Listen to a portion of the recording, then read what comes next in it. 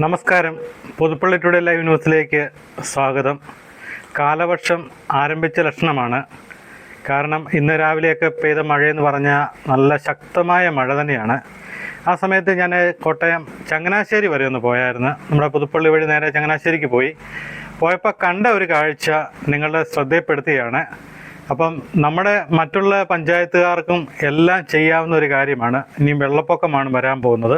അപ്പം നമുക്ക് ആ കാഴ്ചയിലേക്കൊന്ന് പോകാം. ഇത് തെങ്ങണായിക്ക് സമീപമുള്ള നാലുനാക്കൽ പാലമാണ്. ഈ പാലത്തിൻ്റെ സമീപത്തോടൊരു കൈത്തോട് ഒഴുകുന്നുണ്ട്. മഴക്കാലത്ത് ശക്തമായി വെള്ളം വരുന്നൊരു തോടാണ്. ആ തോടിന് ഇരുവശവും കണ്ടമുണ്ട്. എന്നാൽ ഈ തോടിന് കഴിഞ്ഞ ദിവസം ആഴം കൂട്ടി JCB കൊണ്ട് ആഴം കൂട്ടി ആ മണ്ണ് മുഴുവൻ കരയ്ക്ക് വാരി വച്ചിരിക്കുന്ന കാഴ്ചയാണ് നിങ്ങൾ കാണുന്നത്. പാലത്തിൻ്റെ ഇരുവശങ്ങളിലും ഇവിടെയാണ് JCB കൊണ്ട് ഇറങ്ങിയത്. JCB അവിടെ കിടക്കുന്നുണ്ട്. അവർ പണി തീർത്ത് പോയതാണ്. അപ്പോൾ അത് ഇറങ്ങി ആഴം കൂട്ടി മണ്ണ് മുഴുവൻ വാരി കരയിൽ ഒതുക്കിയിരിക്കുകയാണ്. ഇത് വളരെ നല്ല കാര്യമാണ്. കാരണം മഴക്കാലത്തിന് മുമ്പ് ഇങ്ങനെ ചെയ്തത് അവരെ പ്രത്യേകിച്ചും ഇത് ആരാണ് ഇതിന് മുൻകൈ എടുത്ത് അവരെ എത്ര അഭിനന്ദിച്ചാലും മതിയാകത്തില്ല. കാരണം നല്ല രാവിലെ തൊട്ട് ശക്തമായ മഴയായിരുന്നു. അതുകൊണ്ട് ഇതിൻ്റെ ബാക്കി ഡീറ്റെയിൽ ഒന്നും എനിക്ക് അവിടെ തിരക്കാൻ പറ്റിയില്ല. ഇതിൻ്റെ താഴോട്ടുള്ള കൈവഴിയിലും എല്ലായിടത്തും ഇതുപോലെ തന്നെ മണ്ണ് കോരിയിട്ടിട്ടുണ്ട്. അത് കാരണം ഈ വെള്ളപ്പൊക്കത്തെ ഒരു പരിധി വരെ തടയാൻ പറ്റും. നമ്മുടെയൊക്കെ മിക്ക തോടുകളും ഇതുപോലെ മൊത്തം മണ്ണടിഞ്ഞ് കിടക്കുകയാണ്. അത് കാരണം ഒറ്റ മഴ പെയ്യുമ്പം തന്നെ വെള്ളപ്പൊക്കമാകുന്നൊരു കാഴ്ചയിലേക്കാണ് നമ്മൾ വരുന്നത്. ഇപ്പം തന്നെ ഇന്ന് രാവിലെ പെയ്ത മഴയിൽ തന്നെ മിക്ക തോടുകളും നിറഞ്ഞിതിപ്പം ഞാൻ തിരിച്ചു വന്നപ്പം പന്നിക്കോട്ട് പാലമാണ് നിങ്ങൾ കാണുന്നത്. ഈ പന്നിക്കോട്ട് പാലത്തിൻ്റെ ഈ സൈഡ് ഇവിടെ കുറേ പൈപ്പ് ഇറക്കി വെച്ചിട്ടുണ്ട്. ഇവിടെ എല്ലാം കാട് പിടിച്ച് പന്നിക്കോട്ട് പാലം എന്ന് എഴുതിയ ബോർഡ് ഇരിക്കുന്ന കാഴ്ച നിങ്ങൾ കണ്ടോ? പുതുപ്പള്ളിയിലേക്ക് വരുമ്പോൾ കാണുന്ന കാഴ്ചയാണ്. ആ ബോർഡ് തന്നെ മൂടിപ്പോയിരിക്കുകയാണ്. അപ്പോൾ ഞാൻ കഴിഞ്ഞ ദിവസം ഇവിടെ വന്ന് വീഡിയോ എടുക്കാൻ ഒരുങ്ങിയതായിരുന്നു. അന്നേരവും തിരക്കായിപ്പോയി. അന്നേരം ഈ തോടിൻ്റെ അകത്ത് നിറച്ച് മണ്ണ് വന്ന് കിടക്കുകയായിരുന്നു. ഇവിടെ ആനയൊക്കെ കുളിപ്പിക്കുന്നതാണ്. പണ്ട് കാലത്ത് ഇവിടെ കാറൊക്കെ ഒഴുകിപ്പോയതൊക്കെ നിങ്ങൾക്കറിയാം. എന്നാൽ ഈ ഇവിടെ എല്ലാം മൊത്തം മണ്ണ് വന്ന് നികന്നിരിക്കുകയാണ്. പാലത്തെ മുഴുവൻ കാടാണ്. ഇങ്ങനെ ഒരു പാലം ഉണ്ടെന്ന് പോലും അതിലെ വരുന്നവരറിയാൻ പറ്റത്തില്ല. അത് കാരണം ഇപ്പം തന്നെ തോട് നിറഞ്ഞ് ഇനിയും ശക്തമായിട്ടൊരു മഴ പെയ്യുകയാണെങ്കിൽ ഈ പ്രദേശം മുഴുവൻ മുങ്ങുമാണ്. അവിടുന്ന് നമ്മൾ നേരെ പുതുപ്പള്ളിക്ക് പോന്നാൽ ഈ അടുത്ത കാലത്ത് PWD ഇവിടെ മെയിൻ്റനൻസ് ചെയ്തതാണ്. ആ കാഴ്ചയും കൂടെ നിങ്ങളൊന്ന് കണ്ടോ. ഇത് ഇവിടെ കിടക്കുന്ന കണ്ടോ?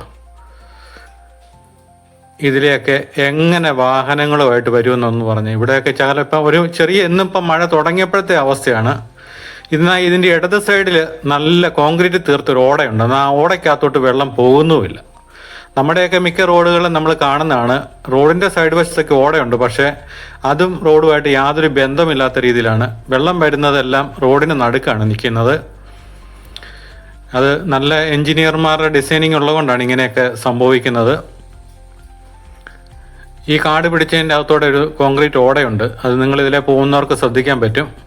പിന്നെ നമ്മൾ നേരെ വരുന്നത് കൈതപ്പാലത്തേക്കാണ്. കൈതപ്പാലത്തെ തോടിൻ്റെ അവസ്ഥയും വളരെ പരിതാപകരമാണ്. ഇവിടെ മുഴുവൻ കാട് പിടിച്ച് കിടക്കുകയാണ്.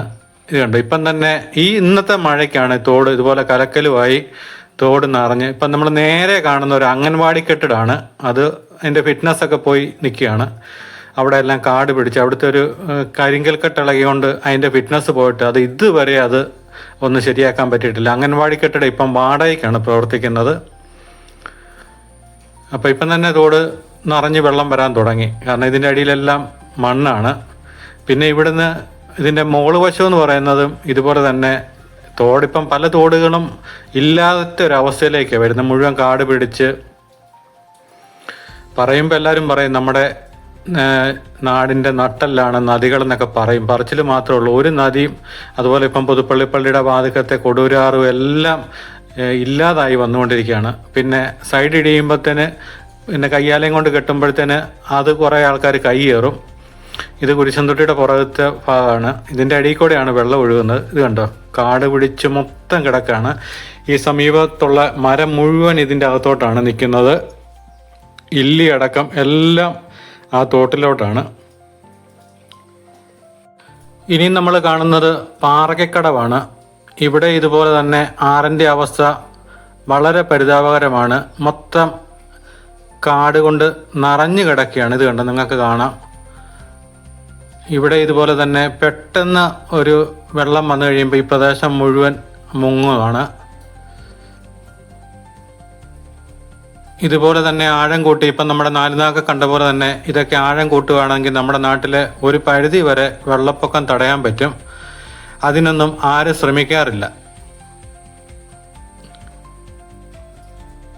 ഈ പ്രദേശം പാറയ്ക്കടവ് പൂർണ്ണമായും നശിച്ചു കിടക്കുകയാണ്. ഒരുപാട് സിനിമ ഷൂട്ടിംഗ് ഒക്കെ ഉണ്ടായിരുന്ന സ്ഥലമാണ് ഇത്. നമ്മുടെ കന്നുകുഴി പാലത്തിൻ്റെ അവിടെയാണ്.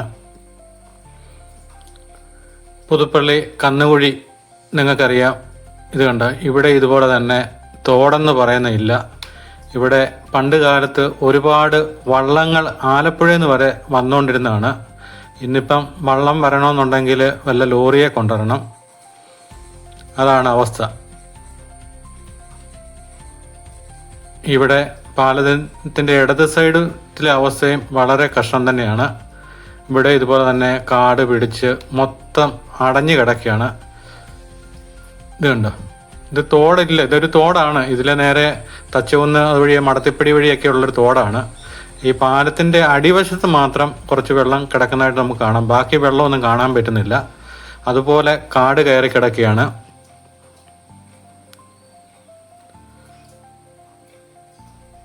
ഇവിടെയൊക്കെ പണ്ട് കാലത്ത് കൃഷിയും വള്ളങ്ങളൊക്കെ നെല്ലും ഒക്കെ ആയിട്ട് പൊക്കോണ്ടൊക്കെ ഇരുന്നതാണ്.